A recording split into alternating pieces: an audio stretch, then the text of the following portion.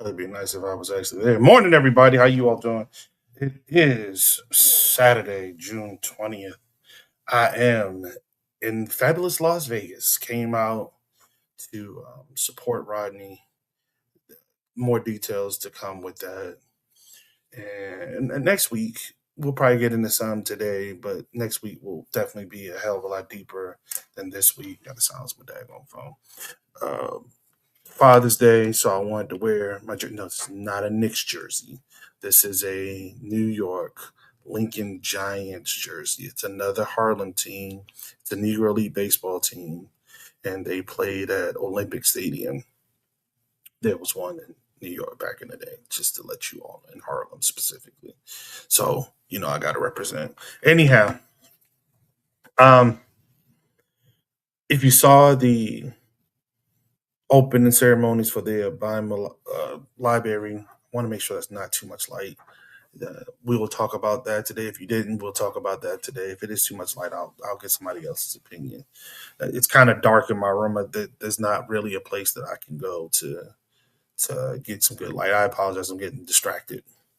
We'll talk about that today. We'll talk about the memorandum of understanding with Iran today. We'll talk about Father's Day. We'll talk about um, Juneteenth because Juneteenth was yesterday. So we'll talk about those things and more as we always do. But wanted to start with acknowledging the fact that this is a very busy weekend. You have Juneteenth, Father's Day, all mashed up together. It's been lovely.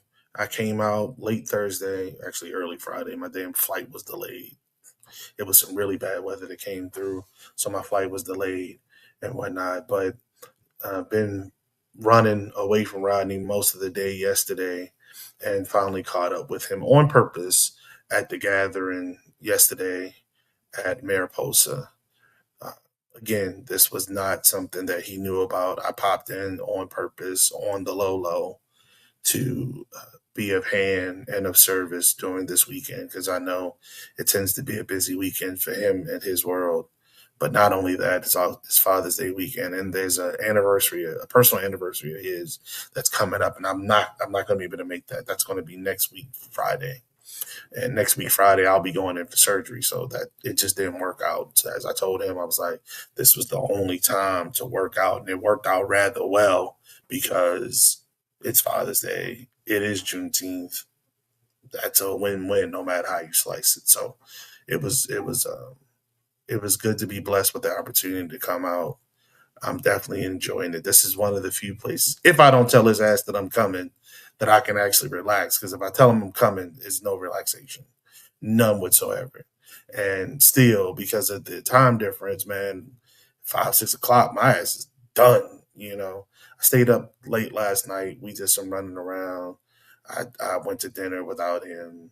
I tried to go see Janelle James. She was performing at MGM. I didn't know till last minute, so I tried to make that. It didn't work out. It's okay, but yeah, it was a good night's rest.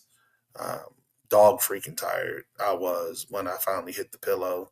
I apologize to the team because normally we have a final discussion on Friday about what we're going to talk about on Saturday, and being out here with the time difference, it did not factor in my mind. Again, when we get to moving, we get to moving. So I got information to them late, but we're good. Thomas Berry said he was going to be late or in the show. Rashi's already here with us, so we're good to go. We're in good hands and whatnot. Morning, Sister Rashi. How are you?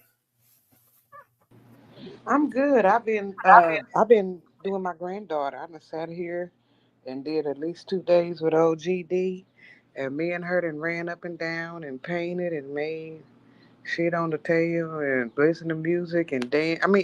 I need y'all to tap in. People out there listening, tap into your lineage, tap into your grandparent time. It is real. Like I'm young again with her. I can when I see things in her eyes, I can be back. It takes away at least 40 years. I can see. how important a bird singing on the porch is. I can see how fun a water puddle is. I mean, grandchildren literally pull you back from that ever speeding aging process, and it helps you like re tap into here now, here now important. And that's what I've been doing. I've been here with my granddaughter a couple of days. So uh, I'm actually 4 years old right now. So look forward to some childish ass shit to go down. I was going to ask you, how old is she? Because I didn't remember, but She'll you be said it hitting already. four. She'll be hitting four here in August. Her milestones are amazing. Remember, I was telling you, I was a little worried because, for what I knew, she was fairly nonverbal. But now, while her words are a little jarbled, they coming. Her words are coming.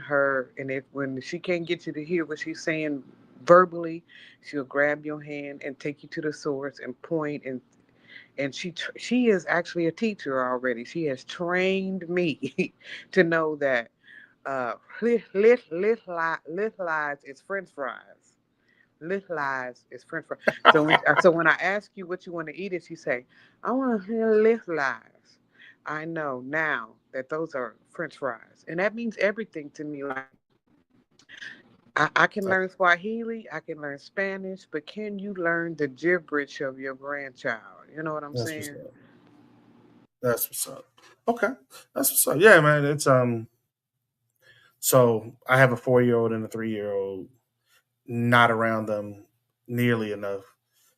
Life be life, and we talked about this actually last night at the gathering. How the uh, the family structure has truly changed in America, where you know maybe not so much us, but at least our parents, if not them, then our grandparents. People tend to live close to one another. And then there came a point where people started moving away and it got even further and further and further. And spending time with one another became even less and less of a thing. And that's a problem. That's not sustainable. That's not And how and we've we never done that. How did we survive transatlantic slave trade? Our cut when they came to capture, and I ain't trying to be. I'm harkening back to Juneteenth. When they captured us, they didn't get one person per tribe. You understand? They captured us, and I do mean captured. I'm not fucking around. We didn't march willingly into nobody's transatlantic slave trade. When they captured us, brother, they captured your brother. They captured you with your brother. Y'all was out catching birds. They captured you with your mama. Y'all was out fishing. They captured you with your age cohort. Y'all were out uh, you know, doing the rites of passage ritual that happens in your tribe. And that's when they ran up on you. So they were able to capture nine little boys from the age of 6 to 13 because mm, that's how we cohort to teach our lessons. So I just need people to understand because they think they got one dude. No, they got whole families. They at some point was clearing for lack of just a few warrior men and women, whole villages. They rounded that whole bitch up at gunpoint, right, and marched them onto the ship. So, and then they did that 100 miles away with people who may or may not be exactly like the ones they marched up. So, what what I was trying to say is that we have been learning. We have been learning each other. We've been learning each other's idiosyncrasies and language variations. And so, yeah, yeah, you're right, bro. mm. Yeah. So again, with the families being so scattered like we are, we don't spend time with one another like we used to. Obviously, depending on where they move to or where you've moved to. Again, as I said at the table last night, who here is from Las Vegas? Nobody. Yeah, Las All Vegas you is an mofos, implant town. Yeah. right? All you mofos decided to move here. Now, how often do people come see you? How often do you go out to see other people? Is it just that special occasion, meaning Christmas, Thanksgiving, the major holidays? Or is it only weddings or funerals? That's the only time you see your people. So now there becomes rub. So they don't know you. Brother Vaughn, You is your family reunion? Do y'all Yes, reunion? You do? Have you now annually? on my mother's side, yes. On my father's side, I have no idea. I've only met them once. The family in Virginia, I've only met them once, and that was strictly for a couple of hours, and that was that. Now, the Yeah, folks in New York, yeah, we do it pretty much every year. yeah. My family That's on my mother's my side. father's side, they reunion. These are West Indies folks that can't gather in Florida, Pensacola, and around. But Okay. because I'm the side chicks baby, I have never actually been. But I'm looking forward to before my aunt uh, Grandma Hattie go, and she's like 80 something. I'm gonna try to get out to. But my mother's family, we have been so downtrodden. I don't think we have ever reunion. My mother attempted it about 20 years ago. The turnout was fine, but it was everybody who was already here. Nobody was willing to really.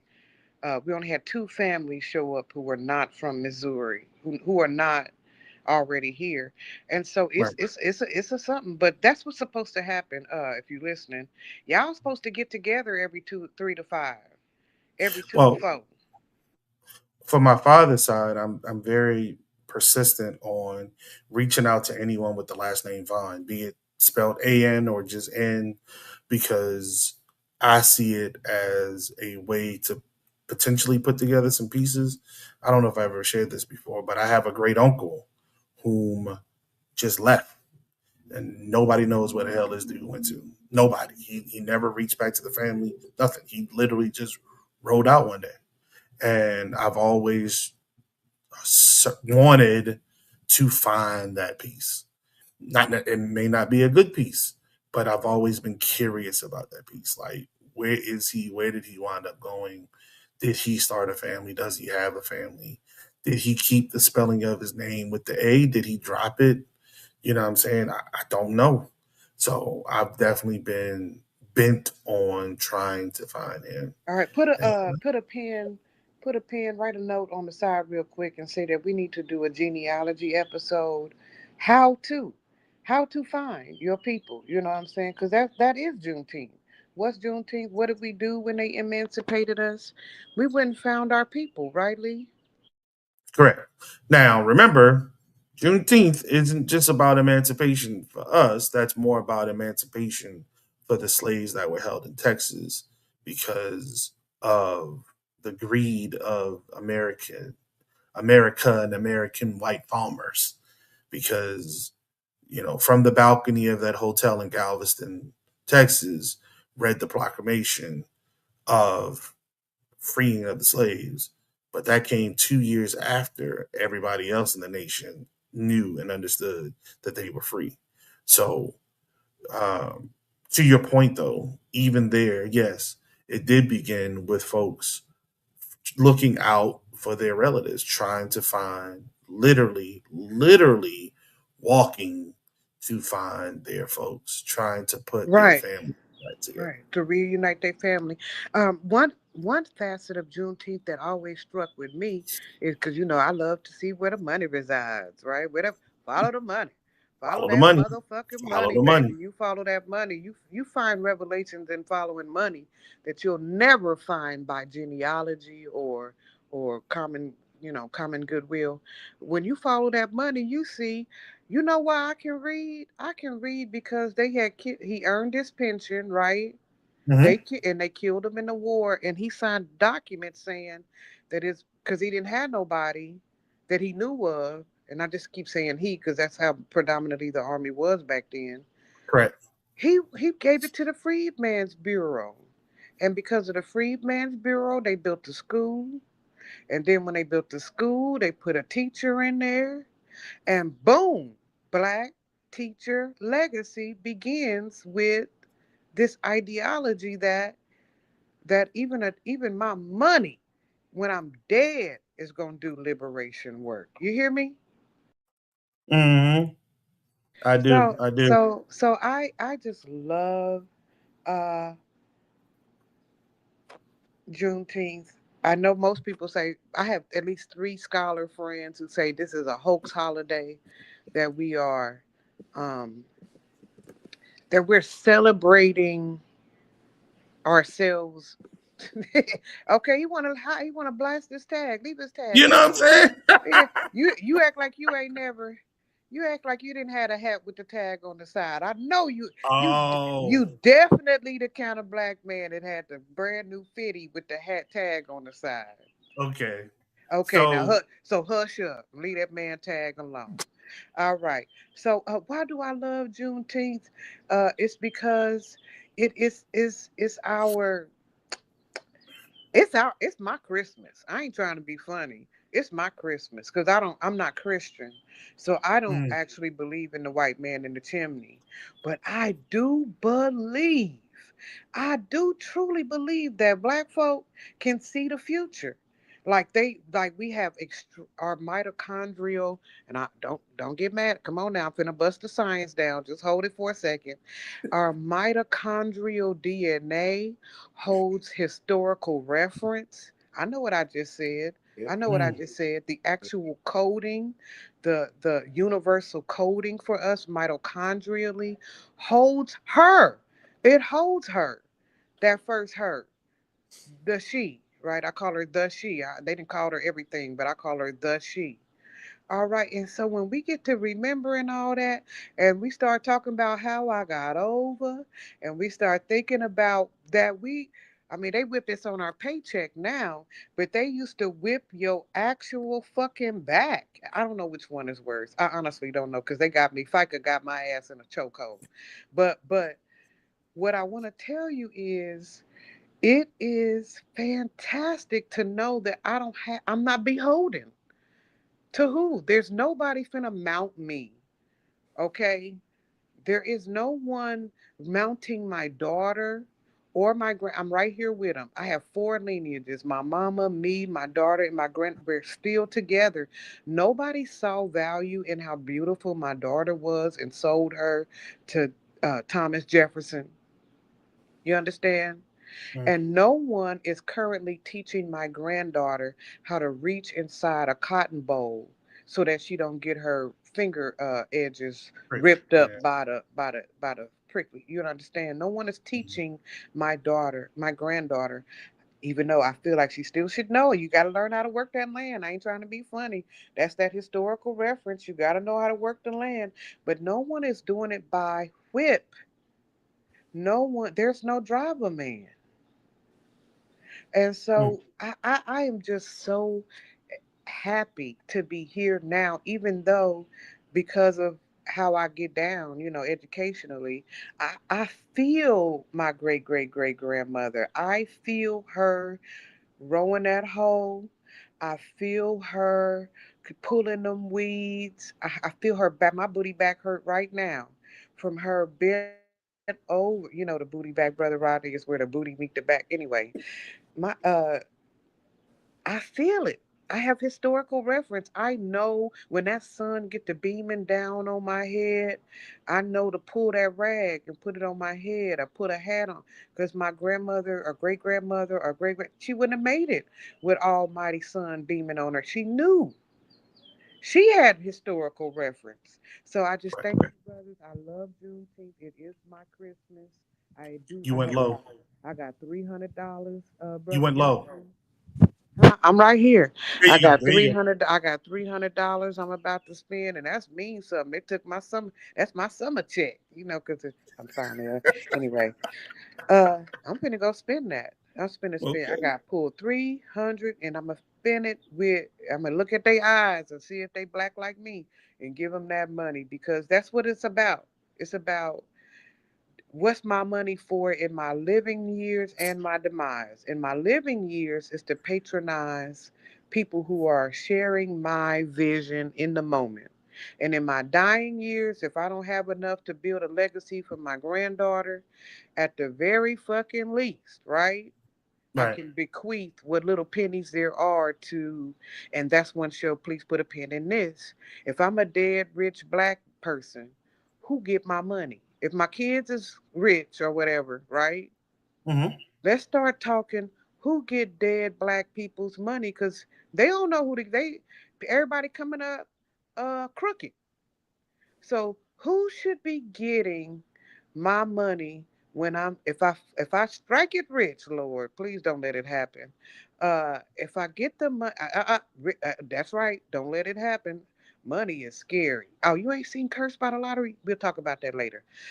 If I get the money, who should get it in my demise? If my family is fine, if they're already working on, then there is better, like the Freedman's Bureau of the back day, there is a current day Freedman's Bureau. Who should get the dying African diasporan dollar? Okay, and we need to talk about that. Okay. So, Scribble that down at the bottom for me. okay, got you. Morning. Want to recognize Rodney as he is up and looks like he is fully awake this morning. What's up, Rodney? Did you get some sleep last night? I got a few hours, brother. Yes, I did. Okay, that's What? what's up. Hey, That's you what's need to up. unbutton the top two buttons because they've been used to taco meat, brother. You don't give them their meat. They don't If know you it's don't real. give them their They don't meat, know it's they gonna log off if you don't give them their meat. So I, real. Hey, I Rodney. actually I actually thought about not buttoning it at all, but I thought that might be too much. So here I am. Rodney, happy Father's Day to you, man. Again, I started off the show talking about the fact that I was here and came out to support you and stuff. I know that this is a busy weekend for you with all the Juneteenth events happening in and around Las Vegas. Please, people, understand something. Las Vegas is an actual city. It does not begin and end on the strip. It's a whole city. There's Burlington. There's Ross. There's a Sam's Club. Dog, I didn't even know Sam's Club have a damn car wash. There's a Sam's Club car wash out here. This is bull crackle fulkanackle. Why the hell doesn't Sam's Club have car washes every goddamn place? You know what I'm saying? But I was in the Five and Below yesterday, getting him a gift bag for the jersey. So yeah, Rodney, the hat that I do remember that now. He called me a couple months ago. He was like, "Man, thanks for the hat." I was like, "I didn't send you no damn hat." Then when he came in with it, I was like, "Oh yeah, I did send him that. I forgot. I shop too damn much. That's a damn shame. I forgot all about that Joker. But it matches perfectly with the jersey. That's why I got the hat. That matches perfectly with the jersey. Um, you know, for these things and more, I said to you last night. I'll say publicly. I am forever grateful to you. Yes, you did catch me when I was a young pup. That was 97. So I think I was 20. I was actually 22 Oh when I damn. got to Korea. Yeah, man. Yeah, I was 22 when I got to Korea. And to match up with you like we did then and still have now, next year it'll be 30 years, bro. We would have known one another 30 years next year. That is crazy. That is an entire lifetime for people. And we have spent it joined at the hip in one way or another, trying to accomplish things in these streets for our people. And I couldn't be more proud and grateful of you, of you for that. You put that fire in me some years ago, and you kept telling me, you go to the East Coast, I'll be on the West Coast, and we'll work our way to bring our folks together in the middle. And it really was something when I heard it the first couple times, like, what the fuck is this old dude talking about? Like, like, I'm like, this dude is crazy. But to see what we've accomplished, to see what we've accomplished, I'm like, this dude was right. So going back to what Rashi says about black people being able to look into the future, he did it. Because what we have accomplished is no small feat. Sometimes it's human nature, I think, to measure yourself against others to an extent. And even I get caught up in that every now and again. But then I have to check myself and realize just how much we have accomplished, just how much and how often we've had access to information, to people, to places that most folks will never have. Just how often our opinions are counted in that room, whatever that room is, and what's ever being said. And again, most people will never know about those things because we weren't in front of the cameras, but we were in the room, be it in person or we were counsel for somebody that was in the room. You know, your phone rings, my phone rings. Hey man, let me holler at you for a second. What's up, dog? Bruh, da-da-da-da-da-da-da. This is how I would play it. If you do that, this is what I see is going to happen. You know, it's your choice, but I'm telling you, this is what I'm talking about. You know what I mean? This is what I'm hearing in them streets. This is the effect that I think that decision that you're going to make will have. Take it for what it's worth and do what you do. But I'm here for you. Uh, and it's not about always being in the orbit of the big name people or what have you, because just like in the military, it's not them that really move mountains. It's the folks that you don't know about, that you don't see, that really move mountains. So, you know, yeah, definitely.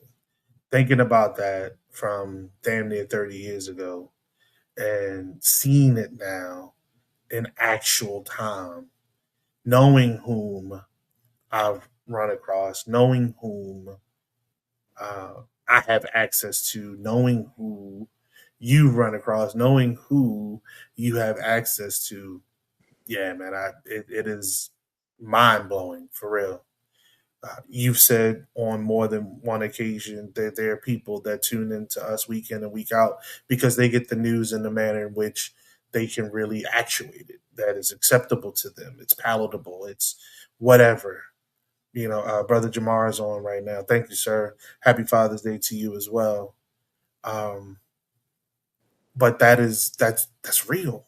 That was the whole point of this thing when we started it so many years ago, to keep it real, to make it memorable, to make it in a manner that anybody would feel like they were connected to it, and because of that, they would want to either share the information that they glean from it or share the source so other people can join in as well.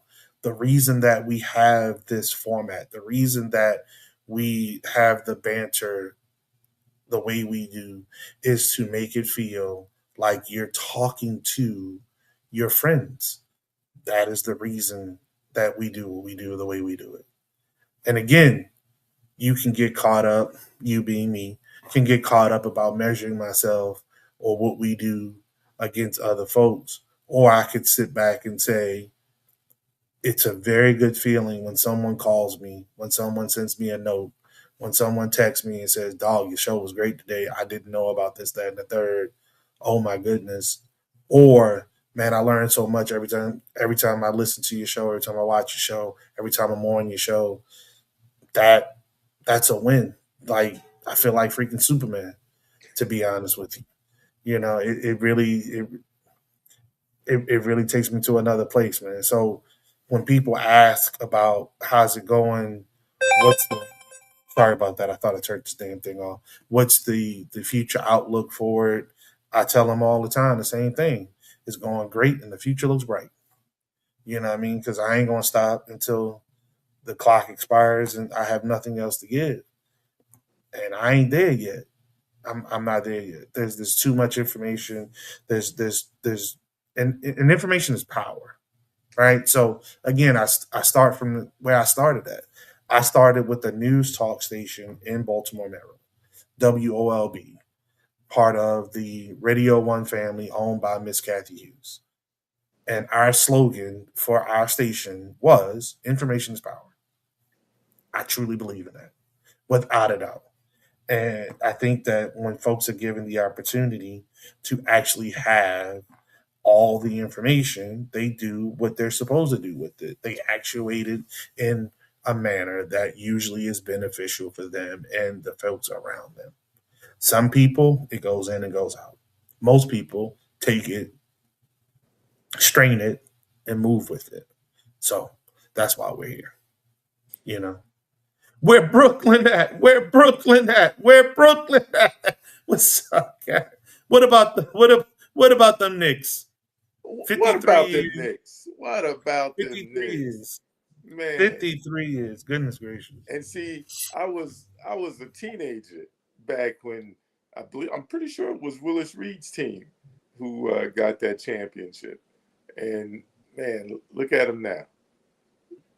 Well, as a Celtics fan, I'm never going to jump on the bandwagon. However, look, I told you the Knicks pissed me off when I was young.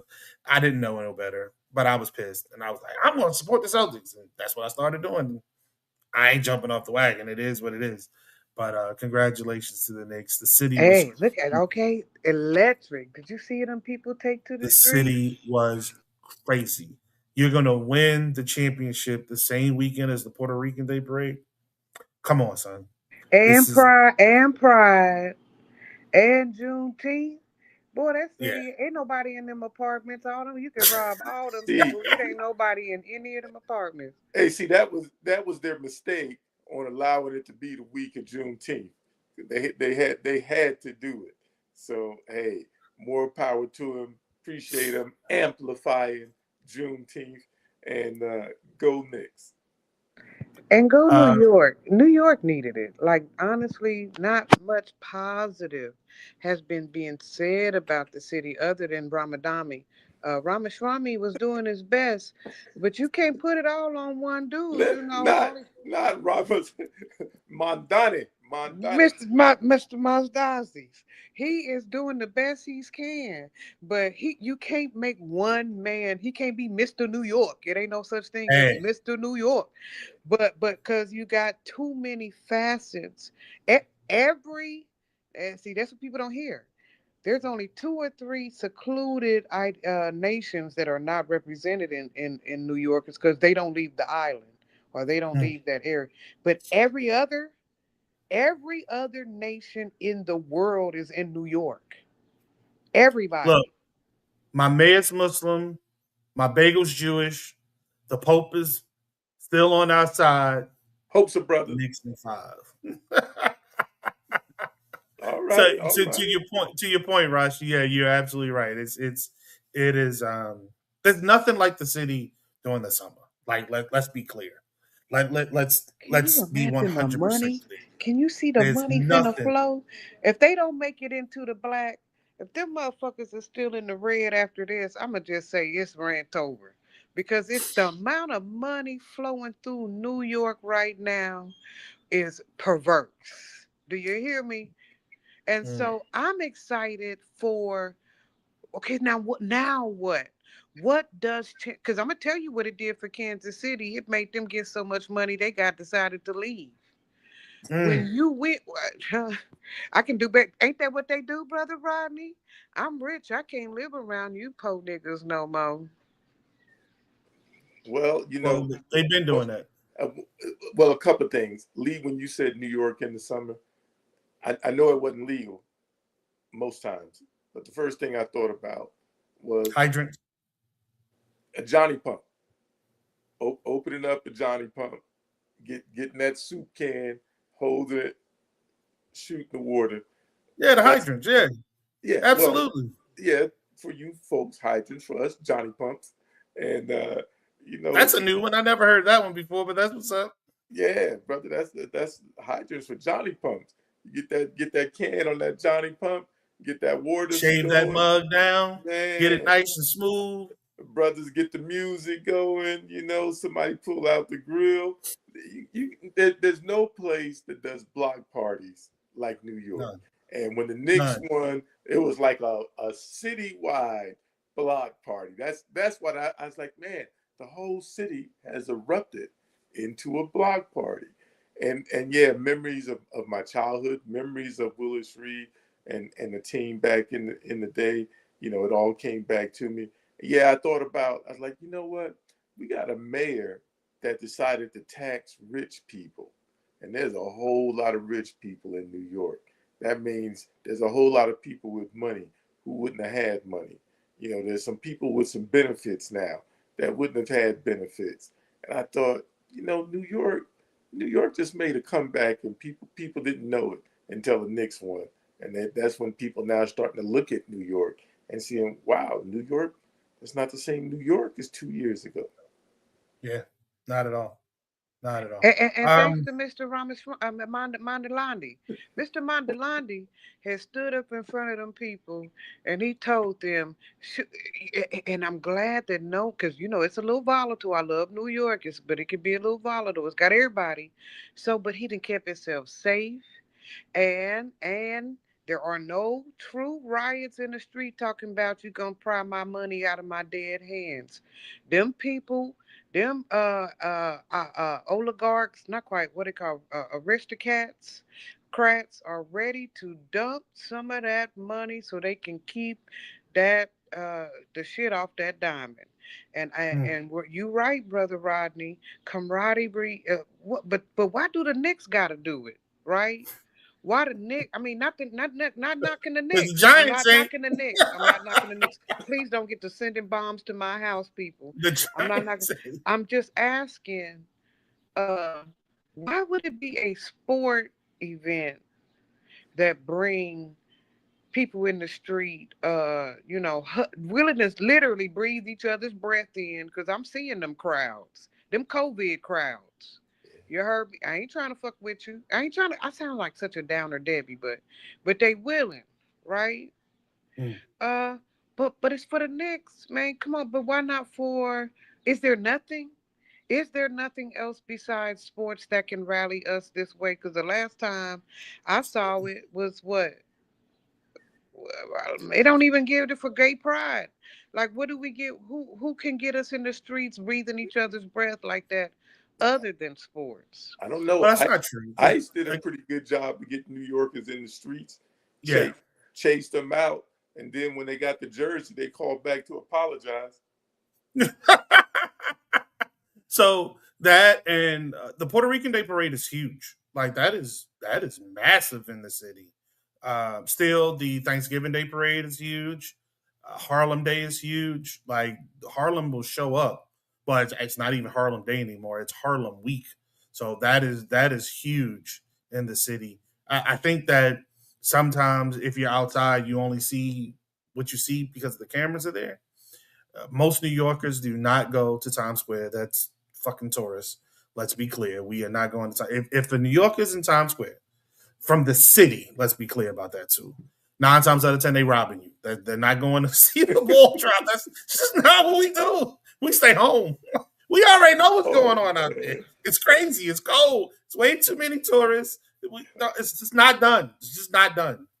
Um, so yeah, there are a number of things that would do it. But I understand your premise, and you're absolutely right. Why do we not show up like that when it's not a quote unquote huge election? Why do we not show up like that when it's the first day of school or the last day of school for the kids or what have you? I definitely understand your premise. I want to get into um, what we wanted to talk about this week. We gleaned over Juneteenth a bit.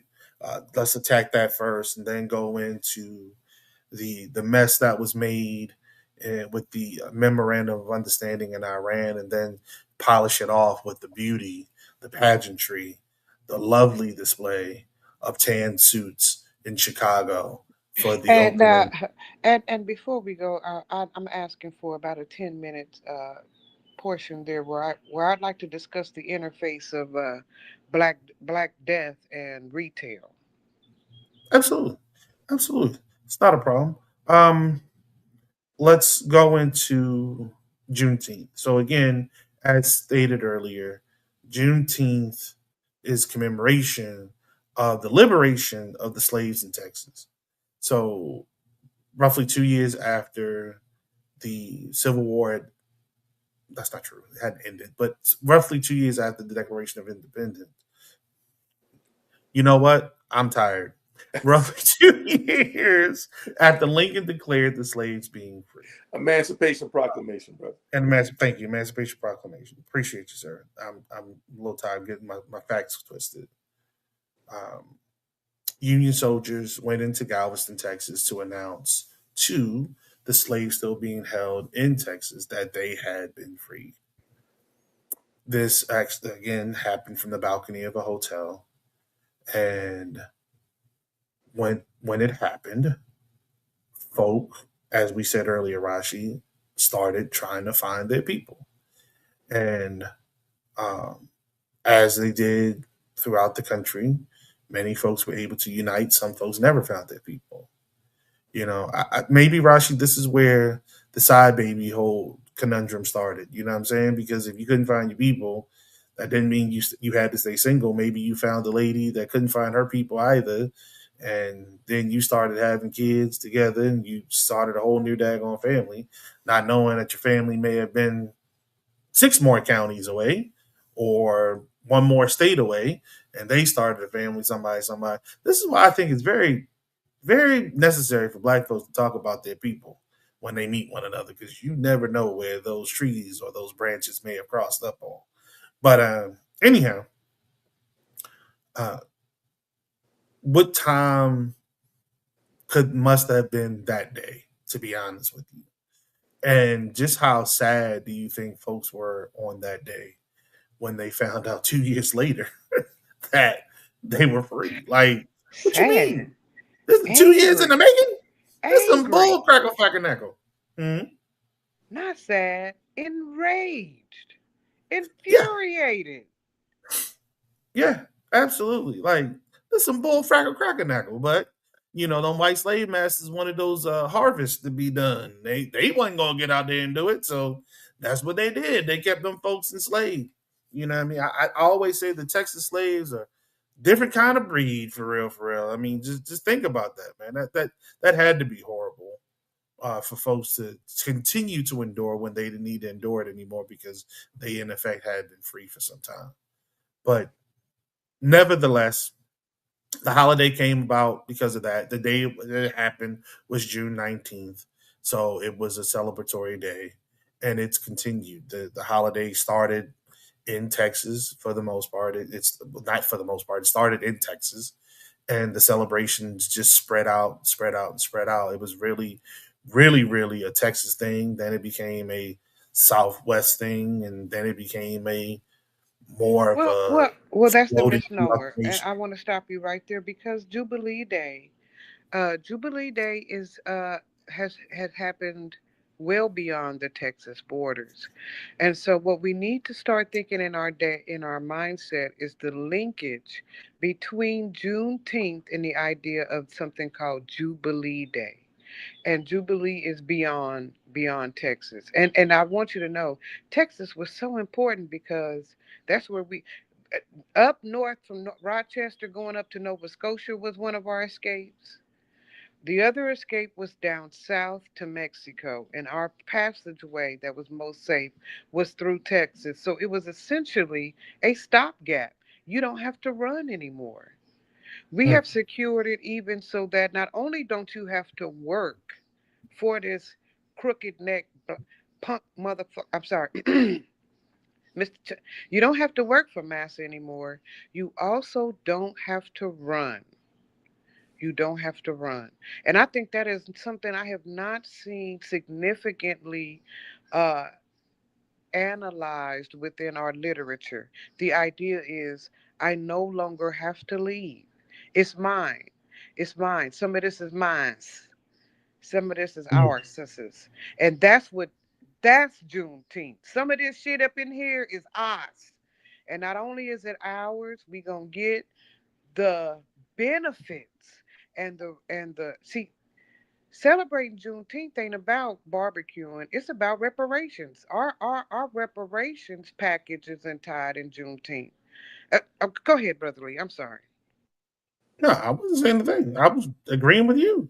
Well, I want to add too though that not only was it 2 years after the signing of the Emancipation Proclamation, but remember the Civil War was over. Yeah.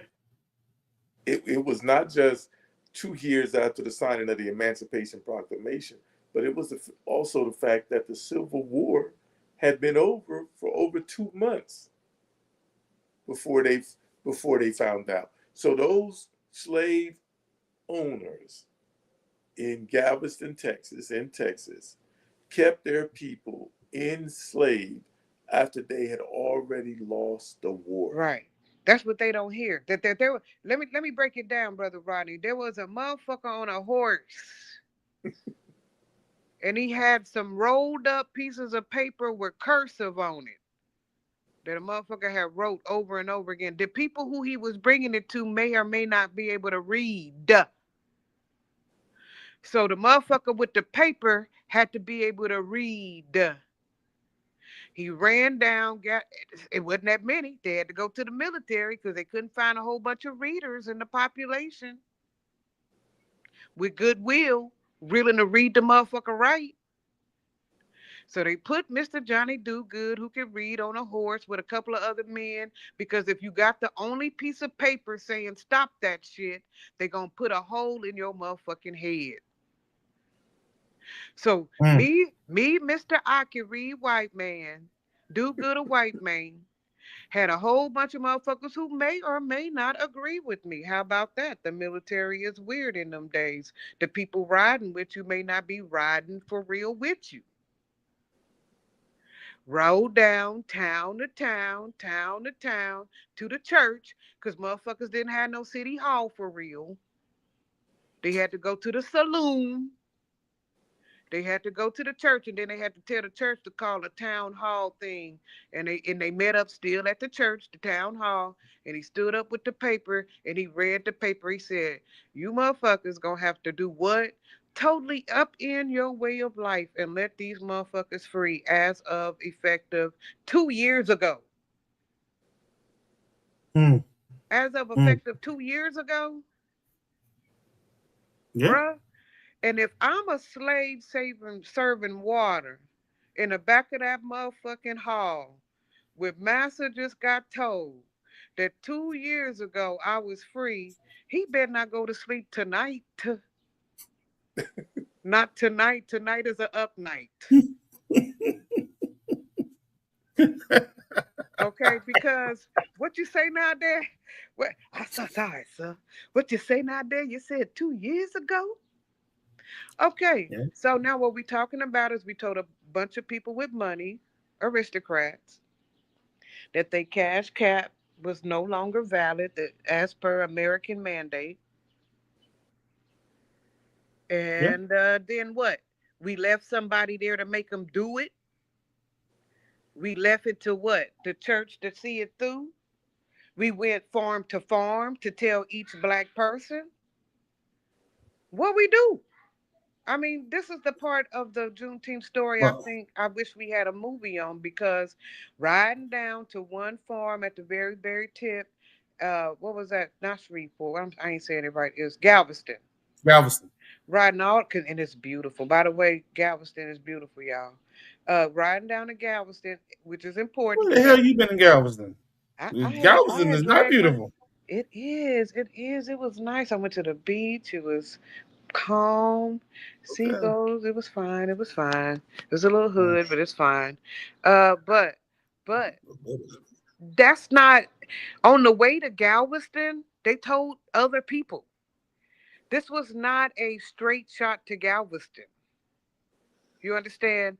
Explaining farm to farm, plantation to plantation, that this nation, especially in the South, that we have dissolved the division between the Union, that we are not Confederate and Union anymore.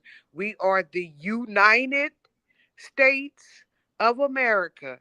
And these are them their motherfucking rules. And the rule now is that if you want to hire John Henry, you can. But you can no longer sell his children because he didn't got on your, you know what I'm saying? You can't rape his wife. You can't slap it. You can't whip him on the back. And if he get through working, he got to have something. Now, the ugly deal of Juneteenth is a lot of this is a sharecropper's success. Some of what we celebrating is I'm not enslaved. I own some of America, even if it's a fucked up tenuative deal. My new New I am American. I own America. Why is I own America important? Who can vote? Who can say any goddamn thing? Who can broker into a deal? Was somebody who does what? Own even a sliver of land in this motherfucking country. That's who got the power back in the day. All right? So Mhm. Juneteenth ain't it's more than this. I wish people would stop trivializing it. Juneteenth is our diasporan liberation holiday because we honestly don't have anything else. Our only other holiday is Kwanzaa, and Kwanzaa is our Pan African reach around. You understand? But Juneteenth is our celebration of survival. We made it, nigga. We made it, right? Okay, I think we, We made it, but keep in mind that in that order, General Order number 3. General Order number three, keep in mind that a part of it was that slaves, or now former slaves, were not supposed to rebel.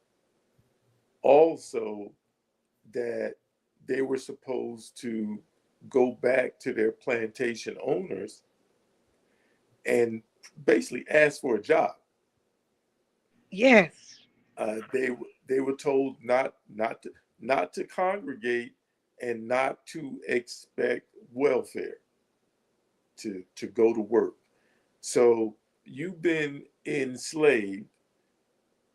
You were freed 2 years ago. The war for your freedom has been over 2 months ago, and then you're told that you're free, but to go back to your former slave owner, And and ask ask for a them for job. a job. Right. Okay, so now look, I'm finna say something that's gonna give me a bomb in the mailbox, but hold on, okay? These were skilled people. These were Yeah. not people, these were, what you're saying ask for a job, and I'm saying utilize your skill that you had got by the whip. I never said it wasn't by the whip. You got it by the whip. You hear me? It wasn't proper on the job training. Well, now let's keep in mind though that many of the slaves didn't get it by the whip. They had skills and trades That in brought over from the Africa, motherland. Okay. and they brought that stuff over here. We gave not only our bodies, but it was also the expertise, from the ability to raise rice, and not just rice, but the good rice. We bought that here. Um, Riding horses, animal husbandry. We brought that to the Americas. We, as in Black people who came from Africa, since there's a discussion of Black people not coming from Africa, but but there we our people brought skills and trades here. The first jockey or jockeys in the country were Black people. But Exactly. Let's keep in mind that cowboys, a lot of their riding came from Black people. So we didn't come here, like they say in the Texas school books, to learn trades. Now, we came here bringing trades, and just like we taught Europeans how to wash their backsides in Europe with the arrival of the Moors, we came to Americas, and we are the ones who eventually brought about the industrialization of a nation from our labor. So no, we didn't come to learn it by the whip. They whipped us to make us go out there and work for them, but we brought skills with us. and remember, cowboy is actually a derogatory term. Cowboy actually referred to a black person because everybody else was considered a ranch hand. You were just a ranch hand, but cowboy is a derogatory term to describe a black male. Anytime you hear boy at the end of something, that's a derogatory term towards black folks and specifically black men. Let's continue on. You know, regardless of how it started, when it started, where it started. Uh, President Biden signed it into federal law back in 21 and or 23. I think it was 21. And it has been because yeah, that was crazy the way he did it because I think he did it like 2 days before it was supposed the holiday started. So And kudos anyhow, to black people for already having celebrated it for so many years before people said any damn thing. Kudos, black people.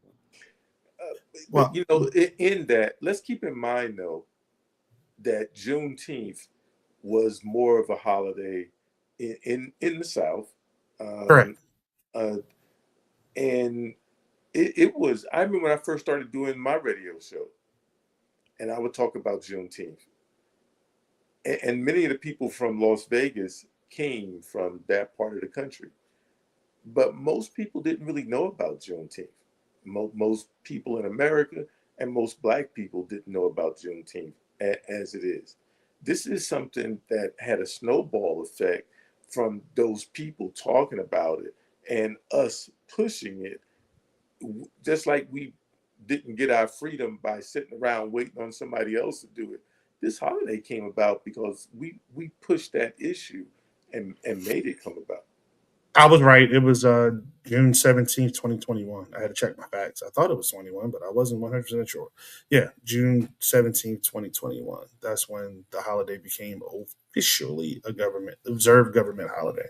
And you know when you get government employees the day off, you ain't taking that shit back. Trump been talking about it, but he ain't taking that back. Shit.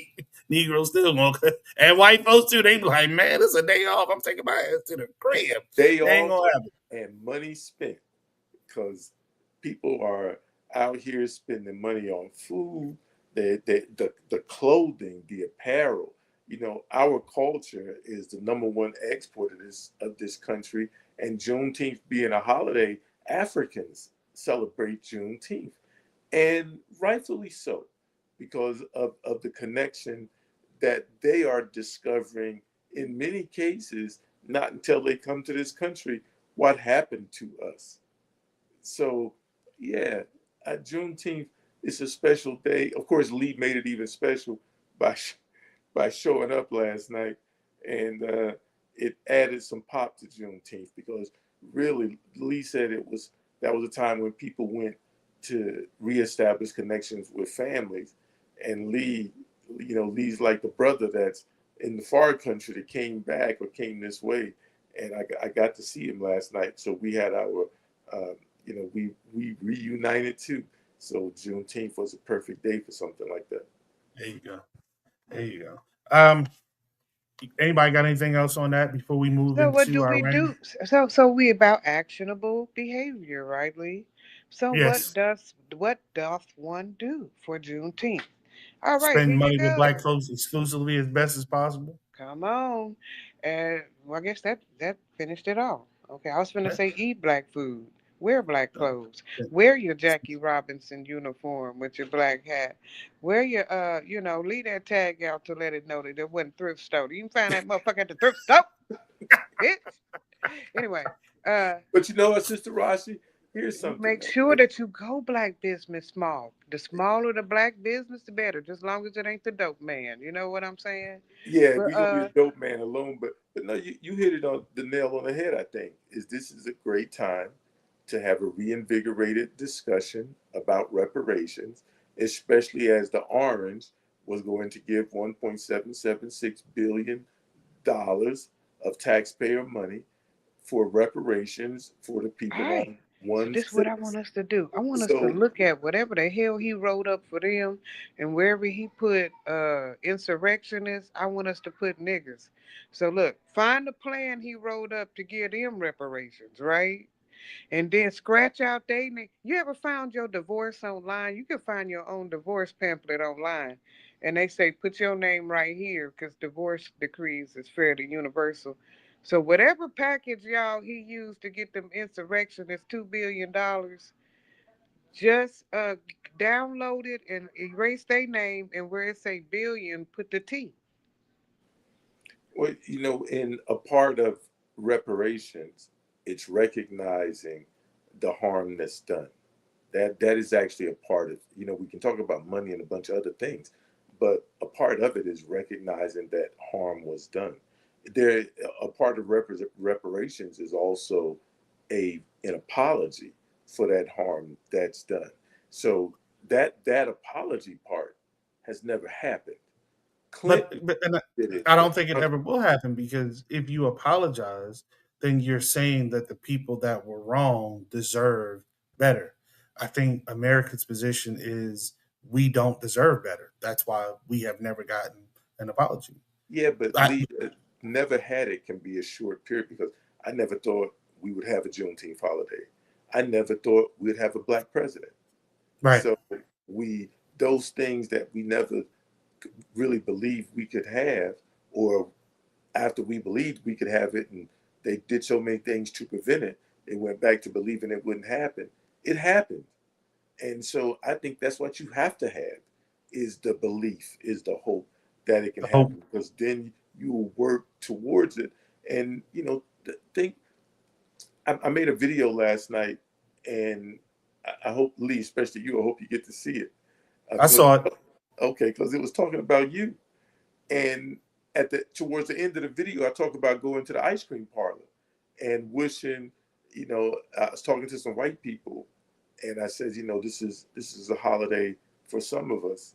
And they asked, well, what holiday is it? And I said, Juneteenth. And the white guy, when he left, he came back and he says, I just want you to know that it's not just a holiday for, he said, you said it was a holiday for some people, but I want you to know it's not a holiday for some people. It's a holiday for all of us. And Juneteenth, yes, it is the formation of it is recognition of Black people's freedom in Galveston, Texas. But it's also a holiday that if everybody who believes in the basic concepts of America should be recognizing and celebrating. And then Rashi is right. Okay, now you have the holiday. What's next? And there always has to be a what's next. All To right. cap this, just the last thing. When you say for all, it is truly because when you can stop being a demonic, parasitic, racist, white, pathological, sadistic person, and now you're able to just take your hatred for another human being and have to rechannel it into outright capitalism, that is a that is at least better than you being able to do what you used to do. Juneteenth ain't just for us. Juneteenth is for white folk too, because if you a hate filled, evil, no good piece of shit white man, you don't have to be a slave owner or whatever anymore. You could just be a regular ass capitalist. You don't have to go on and be, to do what you used to do. We found another venue for you. Now you don't have to look evil, uh, quite evil in the eyes of the rest of the world. Wouldn't you say that's a win, Lee? I would say that. Yes, ma'am. Absolutely. Absolutely. I would say too that you've changed the direction of the show because you started talking about hope. So let's go into hope. Let's talk about the opening of the Obama Center. So the formal opening happened. What was it, Thursday? I think it was Thursday. Yep. And this is a. He didn't want to call it a library, so he's labeling it more as a center. No museum. No, yeah, yeah, and uh, it's supposed to be an incubator for young folks to learn about what they can really do to give back to the country. That's what it's about.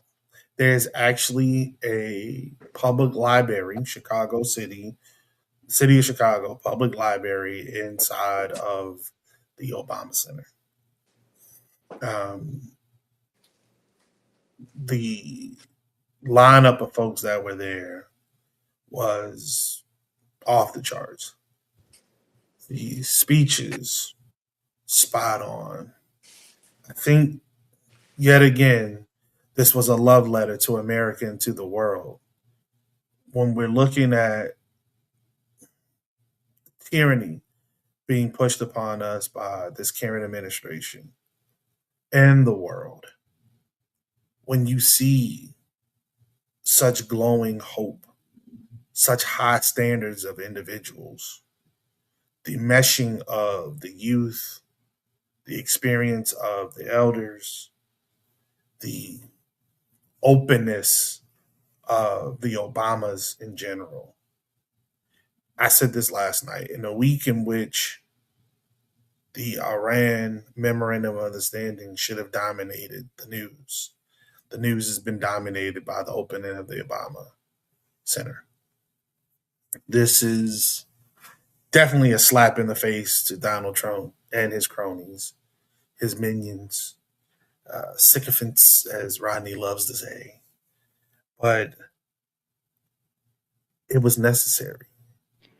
It Man, was necessary for folk to see that we used to be better, that we can be better yet again if we make a different decision and a different choice.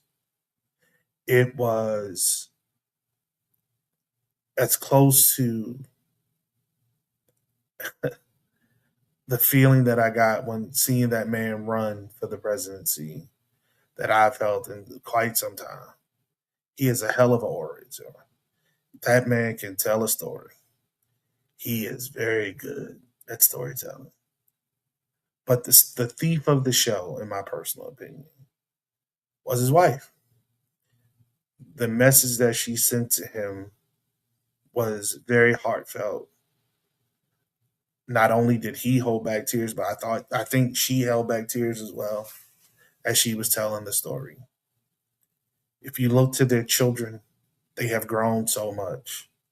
They are both very tall young ladies, but their mama ain't short nor is their daddy. And they have definitely come into their own. I'm not a perv, but I said years ago that Sasha was going to be a problem, and Sasha is a problem. she's a You problem, know? baby. That white outfit was.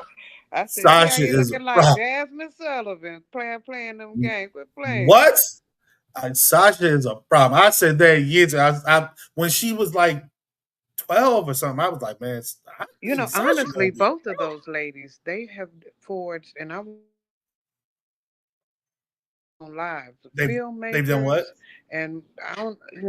They got they have their own lives. You know what I'm saying? They have Oh yeah, forged their absolutely, own reality, absolutely. post candidacies in election. So I'm really proud. Even if one of them had to link up with Harvey Weinstein, if she kept herself at least on the top. Okay, never mind, never mind. But okay, so That but they wasn't both even necessary. It was, I know what I'm it talking wasn't about. I'm saying necessary. they held their way through treacherous waters, and Okay, Weinstein is treacherous water. If you trying to extract something from that fat nasty motherfucker and you ain't trying to be next on the couch, you got to be skilled and affiliated, for one, affiliated like a okay. motherfucker, so he know better than to be tempted to touch. So I'm just I'm happy that these ladies who were championed at this show were able to forge their own reality and make their own message. And they not, and while they still getting followed, they still got their own people, CIA or whatever agents assigned to them. They just go ahead on and ignore them motherfuckers and keep living their life, because that's how you should get. They didn't run for office, they daddy did, right? The Right. center is beautiful. And let me tell you all I could think of. And I sound like a hater, but it's still funny. Have y'all ever seen the skit on Key and Peele when they was talking about black male Republicans? And the skit was, I am not a monolith. We are not a monolith. You just have to type in the words Key and Peele and we are not a monolith. And you'll see Okay. this funny skit about black conservative men and how they just have the same ideas, but they're not a monolith. We're individuals. We just Hmm. all believe that we should support the cops and blah, yeah, anyway. So when I saw this huge monolith, all I could think of is, oh, but we are not a monolith. And I don't know if that was a good idea, something sick and twisted in my mind, or just the fact that it was a big, huge, unstanding rock, right? The rock, Hmm. a big, huge rock in the middle of the community. And what I would have, I love the sentiment, and I want to talk architecturally here. Hmm. I love the sentiment. Hey, I'm down, even though he killed my grandpa, Gaddafi. I'm down with Barack Obama a little bit.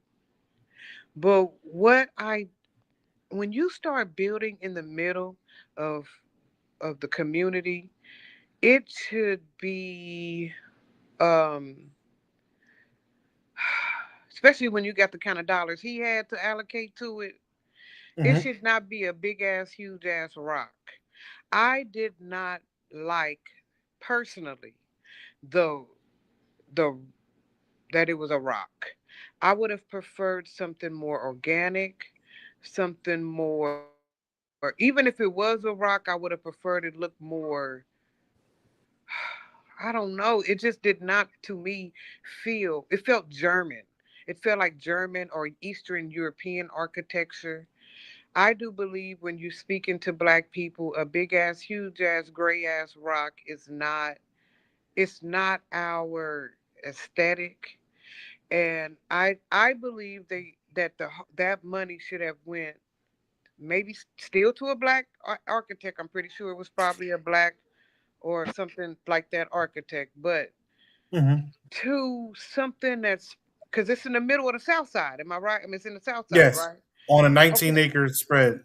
Okay, so I'm saying that the gardens was pretty nice. The garden they built on the ground is very nice. Hmm. But the huge rock, like the unstanding rock, uh, in the middle, that it just did not, in my opinion, speak to one his Africana heritage. Let's start there. You act like I'm talking about black people, black people. I'm talking about to be a Kenyan man. It would have looked better looking like motherfucking Pride Rock. You understand? Do the little jagged part out there, like that's where they hold where my Mufasa held Simba. I don't give a fuck. Hmm. But make it look like something that's going to spark creative architectural ingenuity within the 2-year olds, 3-year olds, 10-year olds, 15-year olds that are going to go in and out of this architecture and learn about, uh, and learn, because that's what it's supposed to be, a learning center, right? Hmm. It's a learning. I mean, not to be funny, because he didn't say museum, right? It's not a Hmm. museum. It's not a motherfucking fallout shelter for the apocalypse. It's a community center, Hmm. right? Hmm. Okay, so if it's for the community, what about a huge gray rock speaks to the Chicago South Side community? Say if you wanted to go a different route and recognize the founders of Chicago, because he's a Chicago. If he's not, But he is a white. hold on, So hold on. I don't understand the big ass gray rock personally. Okay, hold on, because we can't go too far because we got stuff to talk about. But the design is supposed to be representing four hands coming together in unity. So that's what the design is about. Yeah. That's what it's all about. Now, where the four hand concept comes from, don't know. Doesn't matter. It does look different. It is definitely a huge monument in the city of Chicago, uh, and you can't. Well, that's not true because you can do whatever you choose to do. But it is a calling back to, as he said in his speech, President Obama said in the speech, the community that raised him. It brought him into public life. It brought him to his wife. It brought him to public service, public life. Brought him to his wife, which eventually brought his children along. And brought him to the presidency of the United States of America. It was intentionally built where it is to make sure that the folks of South Side of Chicago have access to information and a safe haven for them to grow their ideas. Spot on. That's it. That's all. The aesthetic, we can talk about that forever.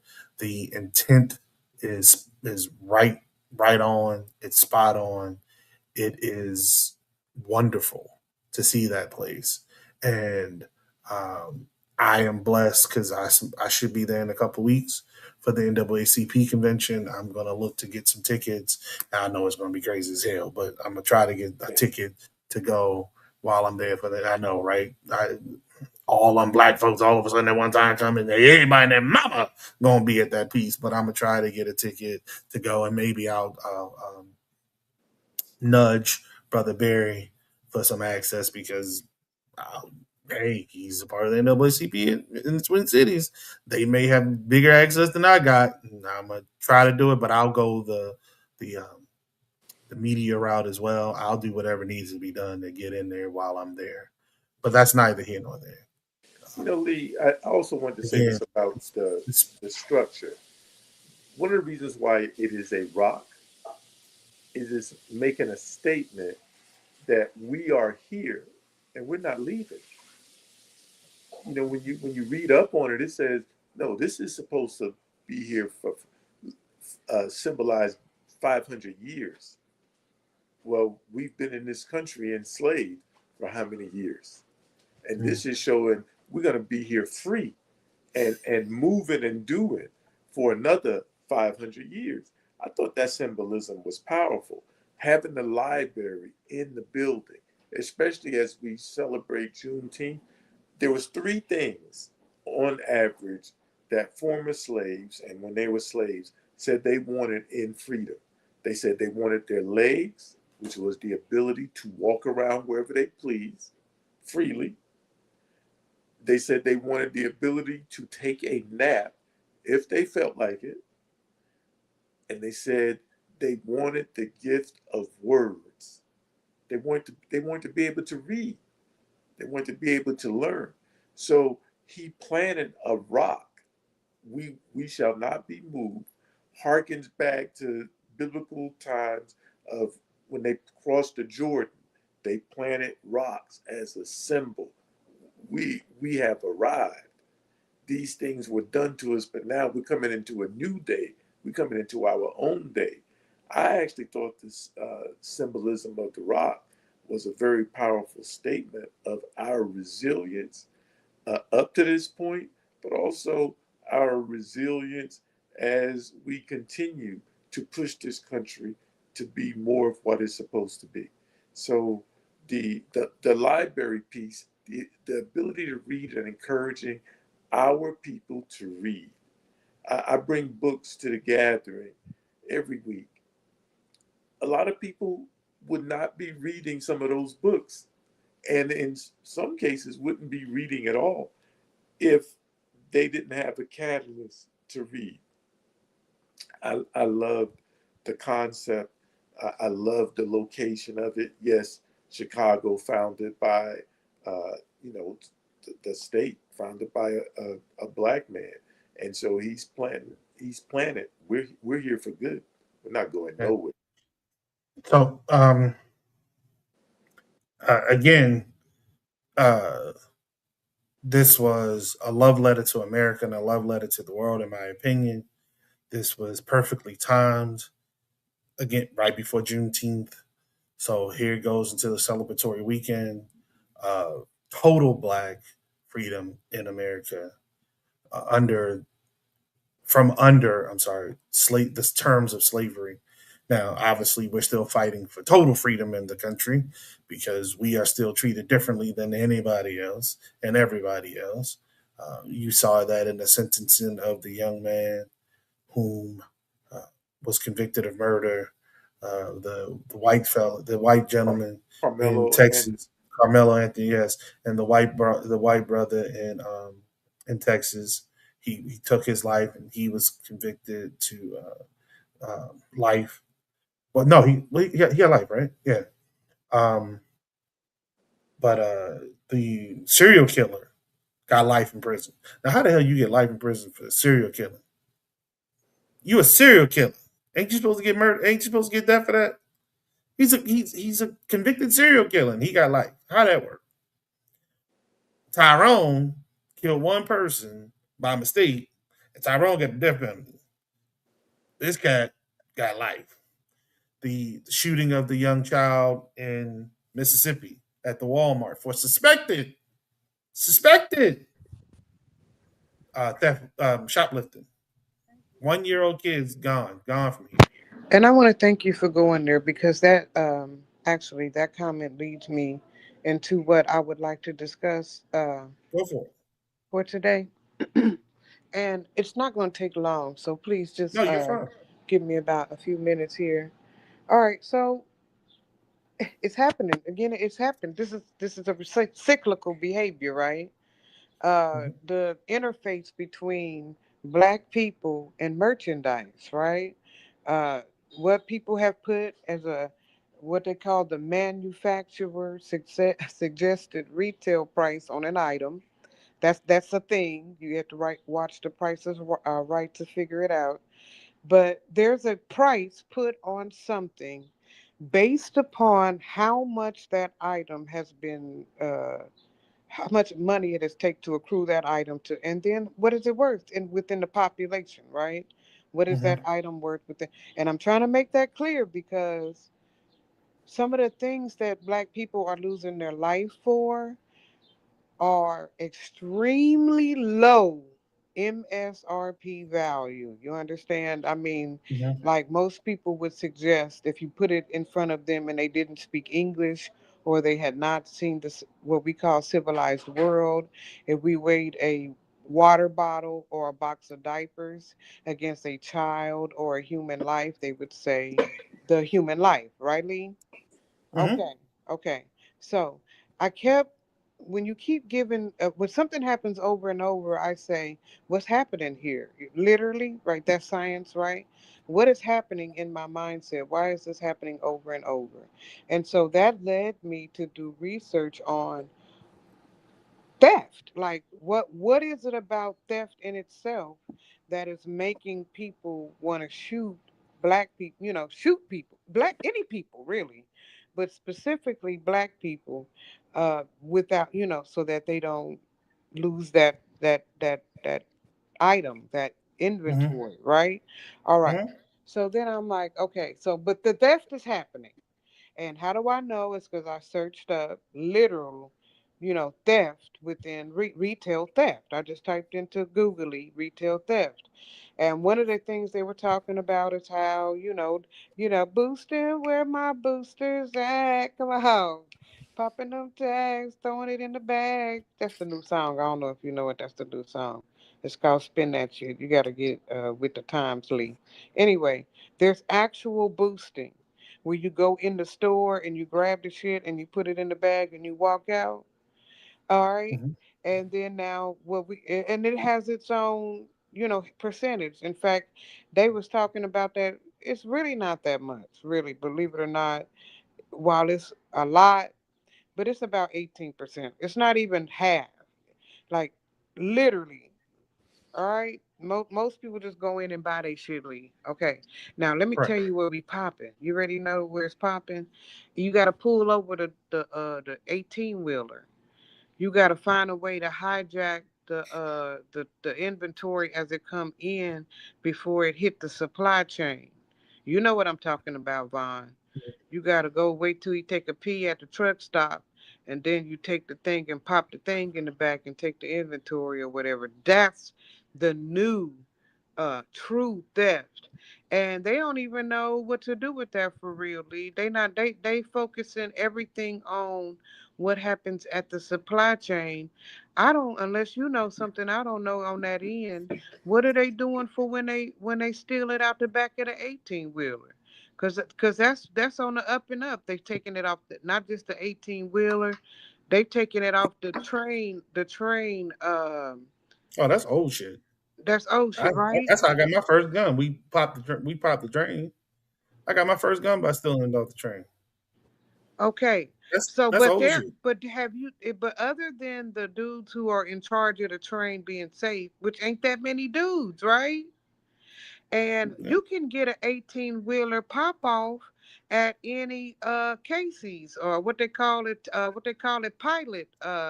Like It, Flying it, J or at Pilot. I any got you. Flying J or Pilot, right? If you got enough intel, you can hit But, that motherfucker indefinitely. but Who's at the Flying J waiting to pop the dudes who's popping the back of the 18 wheel?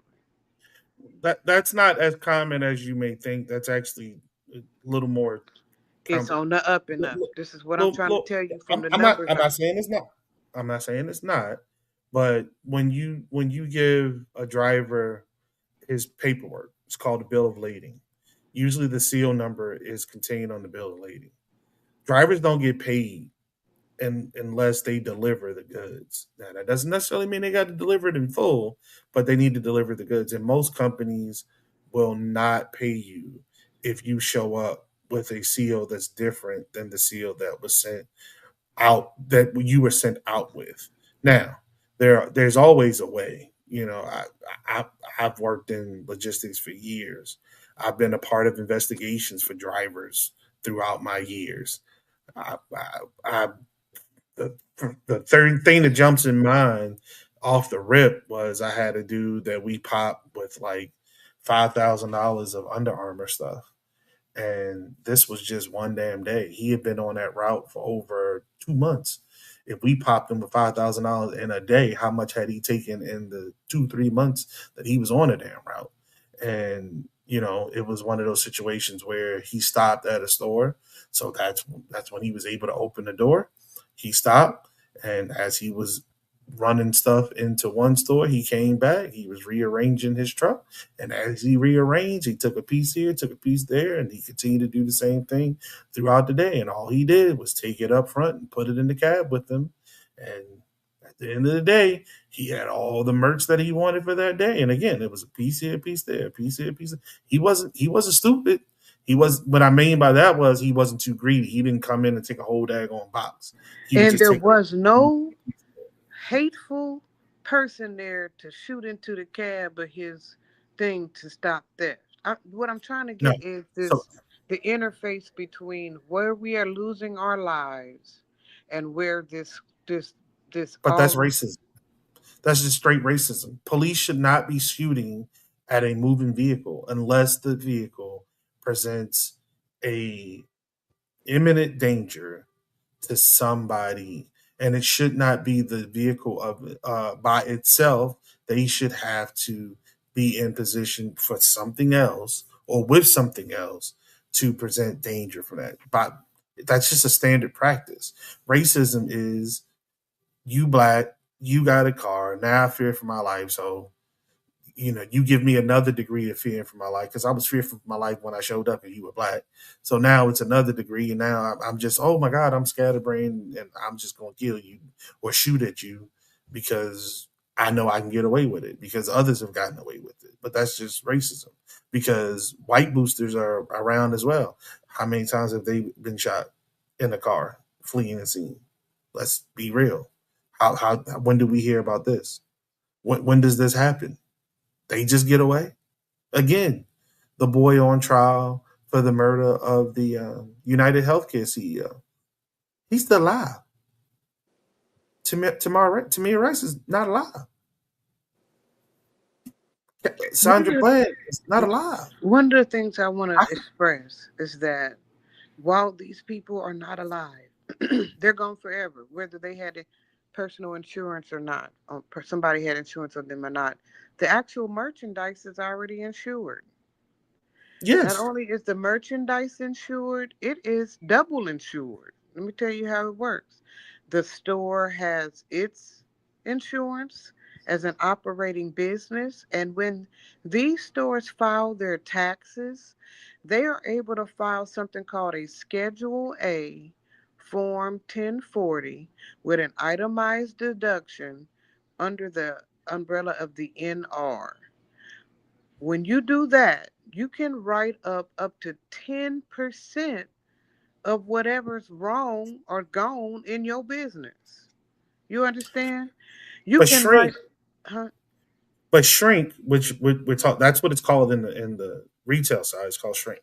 Shrink, stolen property, uh, property that can't be accounted for, however the hell you want to call it, is a measured the percentage of operating costs. It's a standard operating cost. It's cost of doing business.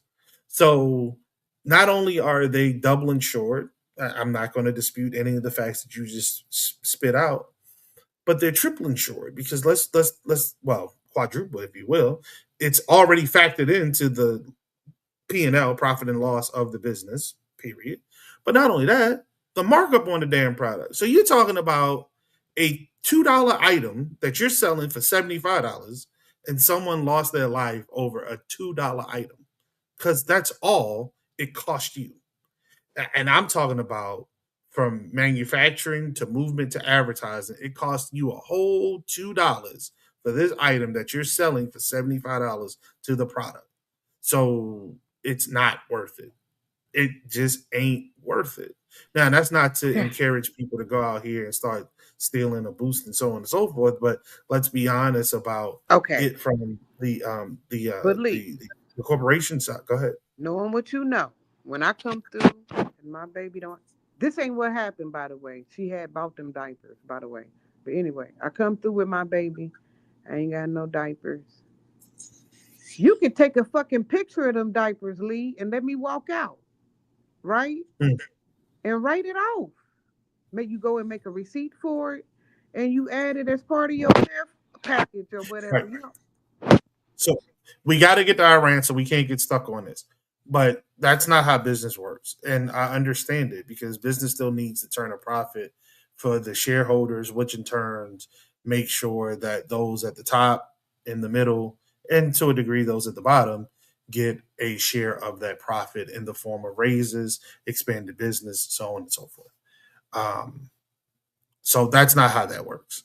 It's never going to work that way because that's just not how business works. Business is there to make as much money as possible. They need to recoup and contain their losses as best as possible. So I get it. I understand it. Yes, it's senseless violence for something that is not a true loss of life or liberty. But again, from a business aspect, business is there to make money, and it is their responsibility to themselves and the shareholders to make as much of a profit as possible. So, no, it should never come to the loss of human life over a product, but I do understand that business needs to protect itself. That's not that. Let me take that back. That's not a but. It's not a but. It's not a but there. It never should come to the loss of human life over a product. Business does still need to protect itself from losses and or the ability to recover as much as they possibly can from losses. So I understand where folks may have to lose their freedom for some time for stealing from businesses. I get that part, but no one should lose their life over a product. Let's put a bow on that and move on because we need to hit this Iran deal before we run out of time. We have less than 30 minutes left in the show, and we still need to give ourselves an opportunity to wrap up. So the Iran debacle is still going on because the details of this shit is still all over the damn place. But that's what you get when you allow children to hold on to the chalk and the chalkboard and they don't know how to write in cursive. And you need them to write in cursive in order to make a deadline.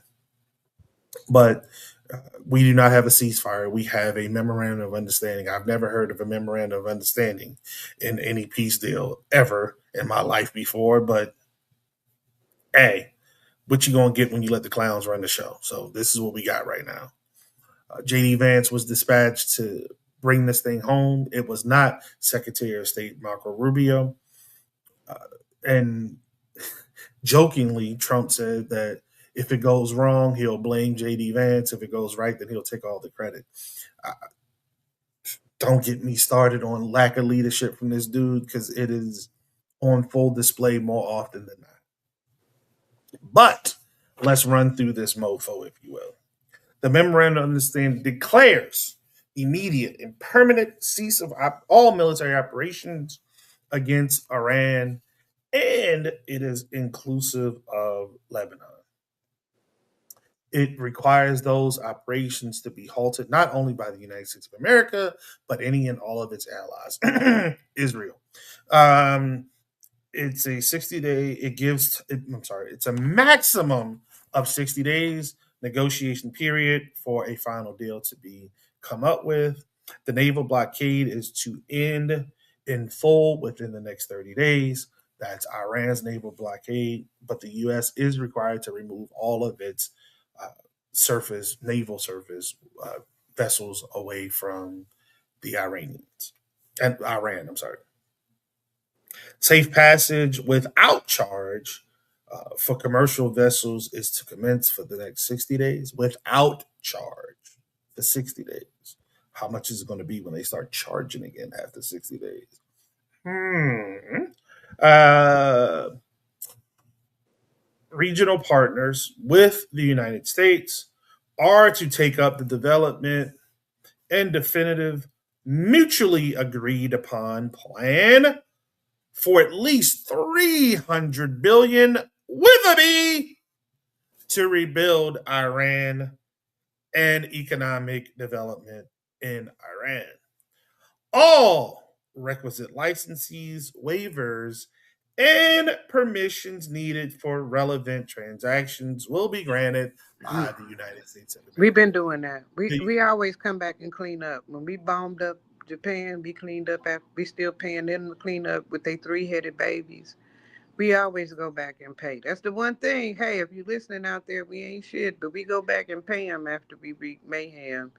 We either go back and ev- pay them, or we ev- stay there for a ridiculous amount of time and do like little shit like dig a well and plant some trees and give some babies some vaccines, and we do some weird every shit. every country does that. That's why Germany embarked on World War II because I'm sorry, not it. Hitler was saying that it was treated unfairly after World War One, so that was his ride or pony that he rode to power in Germany because the Germans were decimated after World War One because the world was like, you will never do that shit again. And they taxed the hell out of you. Gonna rebuild this, you gonna rebuild that, you can't do this, you can't do that. So the German people were very much in dire straits. And Hitler comes along and says, hey, you are a strong, vibrant people. Lift your head up. Fuck all them. We gonna do it again. You know what I'm saying? We Sounds gonna take our familiar. power back. So that's how Sounds that came familiar. about. But anyhow, Does that the sound familiar at all? it does. Let me continue. The United States um, undertakes all sanctions against Iran, including UN Sanction Council, Security Council resolution, International Atomic Energy Agency Board of Governors resolutions, and all U.S. sanctions. Iran reaffirms that it shall not procure or develop nuclear weapons. Reaffirms U.S. Treasury will issue waivers for the export of Iranian crude oil, petroleum products, and derivatives. The U.S. undertakes to make full availability of frozen and restricted funds and assets of Iran. Final deal will be endorsed by a binding UN resolution. Now, for you mofos out here keeping score, we got hosed in this deal. They got everything plus some in this muddle wucker, and we got hosed. Now, if you're also keeping score, you have noticed and noted how the Trump administration has been talking about moving away from the UN. Now, it was strategic, very strategic, for the Iranians to put in the deal that a binding UN resolution was needing to be given when the final deal was going. Why? Not only are the European nations, but other nations are moving away from support of the US by the US. So, ladies and gentlemen, this thing can get very, very ugly if the orange one gets in baby mode and then decides he wants to re-attack Iran later on, especially after UN resolution is given, because then it can turn any and everybody against our country. That is not a good look at all. They were very smart in sliding that verbiage in there and insisting on that verbiage. Very, very smart. Trump has been an idiot on the national stage. He has been even more so on, I'm sorry, the international stage. He's been even more so on the national stage. Um, it is a dog whistle, dog and pony show. It's continuously dangling red meat at folks about issues and problems that, while they do have some impact on their lives, do not directly impact them, like our national debt, the lack of true education opportunities in the country for everybody, the lack of housing for everybody. The Senate just passed the housing bill. Hopefully, it gets signed by him. But this is a bipartisan effort to make sure that corporations are kept out of single family home purchases moving forward, uh, and it just opens the floodgate for a huge surge in home building in the country. Who knows what he's going to do? Um, but maybe they'll buck him because he has challenged a couple of them who lost their reelection bid and they're on their way out. They have nothing to lose at this point. Who knows what these cats are going to do? The Supreme Court is still playing around with the laws every damn week. The major decisions they still have not handed down as of yet. If you don't know, Supreme Court decisions are handed down on Thursdays. Again, Supreme Court decisions are handed down on Thursdays. So, Thursday, if no other day of the week, you really need to pay attention to your news sources to find out what the hell these jokers did. It amazed me this week that they unanimously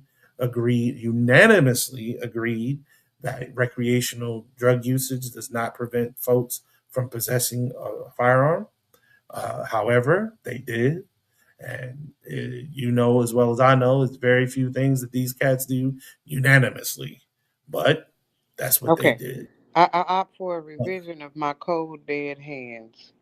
It's my cold dead weed residued hands. That's how you get my gun instead of. Okay, never mind. You know Gotcha. what you don't know the difference. Rodney, after you take your sip, what is your take on this memorandum of understanding with Iran? Do you think it will hold? And what fruit, if any, do you think it will bear? Well, according to the news that I saw earlier this morning before I went to bed, it had already failed. Uh, Iran said they were closing the straits, and because of America slash Israel violating it already. So my first thought when I heard it was had been agreed upon was that it was probably a lie because it was something for 45 to give himself for his birthday to puff himself up. And if it was true, that it wouldn't last long. I did think it would go into effect and be broken, but it really didn't even go into effect before it was broken. And that's what I see. But also, Lee, is something that you mentioned last night when you said you came to visit me was in recognition of the 30-year anniversary of when I got injured in the desert. And so what the 45th president of the United States just did was he gave people like me the middle finger, a giant fu, because some of those sanctions against Iran was because of what it's did through its proxy to people like me. It also waived all of the penalties against Iran and its surrogates for misdeeds that they have done since the storming of the Olympics, from the hostage. Remember the hostage crisis back during Carter's time? What he said was Yeah, the no. one. Wait, just to make sure, the one Jesse Jackson had to go get him. Yes, he what he's saying is no. You're forgiven. Everything is cool.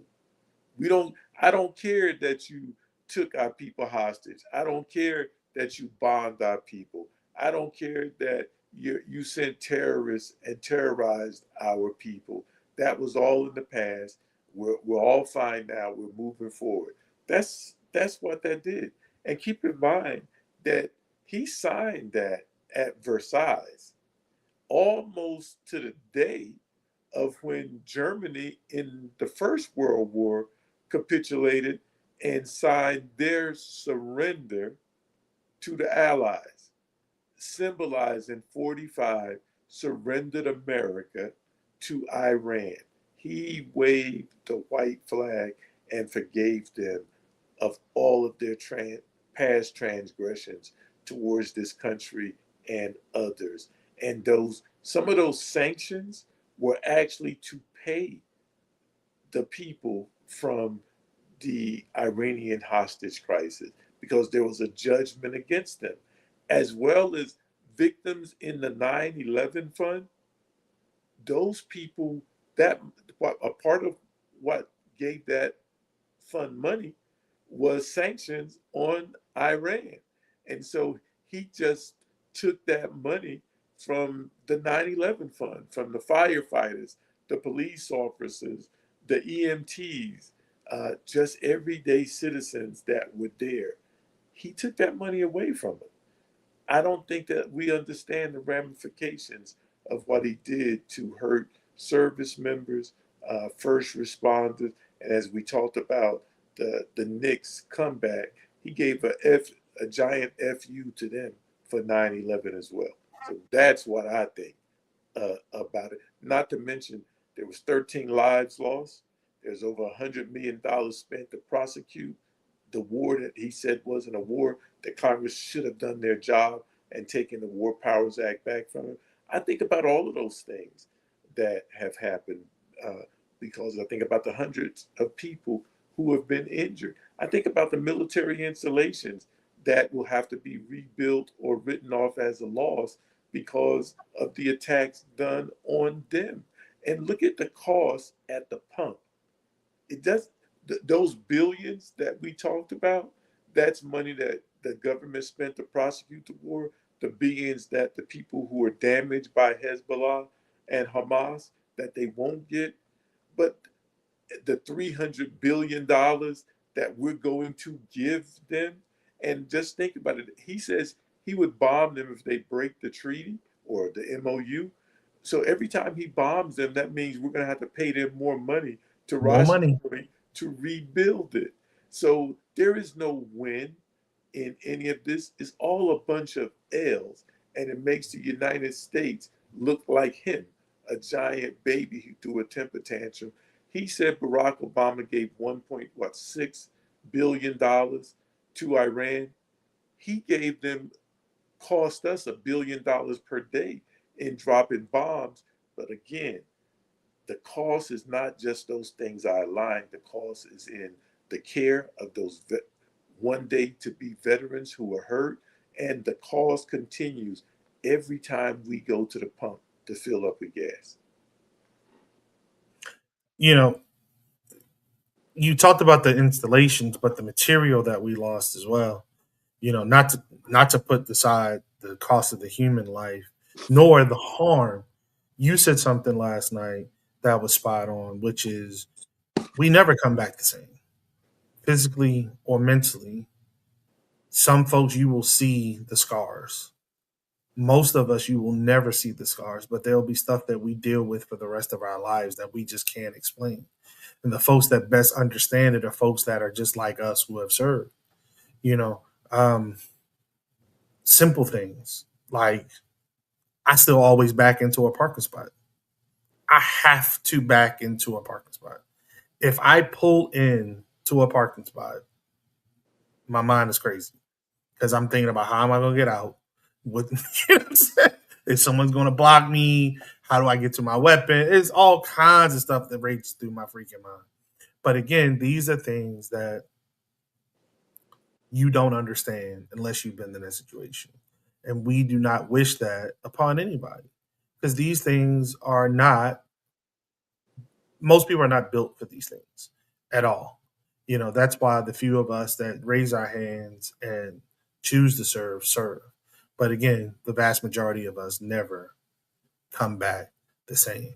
And this is and was an unnecessary conflict that we should have never gotten ourselves into.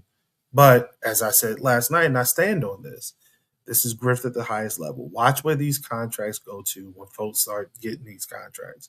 Look at the reflecting pool and the fact that it was 4 million, I believe. Now it's going to be 14 million because someone else has to come in to do the same daggone job all over again and and, because it's and peeling already. rising. It's already been 18 million, and the cost is rising because the paint is literally peeling off of the Yeah, pool. yeah. But this was a no bid contract. Why was it? How did that even happen? Again, let's go back to the beginning of this. When these cats got rid of all the inspector generals, all the oversight for agencies, they came in and got rid of it because they knew what they were going to do. They knew that at every turn, they were going to peel off something for themselves and their donors, for themselves and their friends. That's why you get rid of um, um, all the oversight in these agencies because no one's there to blow the whistle. Yes, Marlon, morning to you. The reflecting pool contract is nothing more than a money laundering scheme. You're absolutely right. You know what I'm saying? Absolutely. And again, bro, a little war ain't going to stop the fact that big money is to be made. Jared Kushner came out, left, was nowhere around when the final deal was signed. Why is that? Because he already had all his side deals signed. He went there first on the ground. It's like, hey, I got a company that can do this for you. I got a company that can rebuild these roads. I got a company, boom, boom. You sign this with for me, and this thing goes even easier for you. Hey man, God, Kushner had to I ain't leave. got to be there. Kushner I ain't had to got to be leave there. to figure out the hell's going on in Albania. But this is not his only shaky deal. We need to figure out how he got them broke ass phones done. We need to figure out what's happening with them shiny ass, ridiculous, busted over high top tennis shoes. We got to figure out what's going down with his meme. What's the name of his meme coin? What's the chunk? What's Oh, the Trump? I'm not sure. Trump got his own coin. You know that, Yeah, he right? does. He has. Yeah, he does. He has his And own he's backing Bitcoin. it with us. He's backing it on the back. Okay, never mind. Uh, he got he got so many motherfucking schemes in the fire, baby. That's a proper. He But got that's so what many. happens. But that's what happens when the Supreme Court says that you are immune. So he can do whatever the hell he wants to do. As long as he's still the president of the United States of America, he do whatever the hell he wants to do. This is why he does not want to give up that seat. This is why they've been pushing and pushing and pushing and will continue to push for martial law in the country. This is why they have developed the strategy that they have in order to take so many gubernatorialships, in order to take so many Senate seats, so many House seats, not just federally, but also locally, to get an amendment to the Constitution passed. These cats are on the path of monarchy in the United States of America if we allow it. If we allow it. And for folks to sit around and ponder and say, well, I don't know. You ain't got to know. I'm telling you, it's right in front of you. But they don't want to see it because if they see it, that's admitting that they've been a part of the problem and not a part of the solution. I heard a cat saying we got 5 minutes left, so I'm gonna make this short. I'll get to everybody's wrap up right after I say this. I had a cat say the other day while I was out to dinner in Louisville. He says, "Man, it was cool seeing that UFC fight on the White House lawn. How? How is that cool? Would there be a UFC fight on the grounds of Buckingham Palace? No. So why is there a UFC fight on the grounds of the White House? Please make that make sense to me. Rashi, what you got? Let's wrap up. What you got? We finna hear my granddaughter cry 'cause it's Saturday morning cleanup time. It ain't nothing worse than a Saturday morning. You know what happened on Saturday morning, right, Brother Rodney? They play their gospel music. She can't play the music. I'm on the phone, but it's time. But most importantly, we need to understand money laundering is real in America. So if you, what did I say about an hour ago? Follow the what, Lee? Follow the money. Follow this money. We need to follow the money. I don't think there's anybody really doing the investigative work that it's going to take to topple a fascist regime is through the money.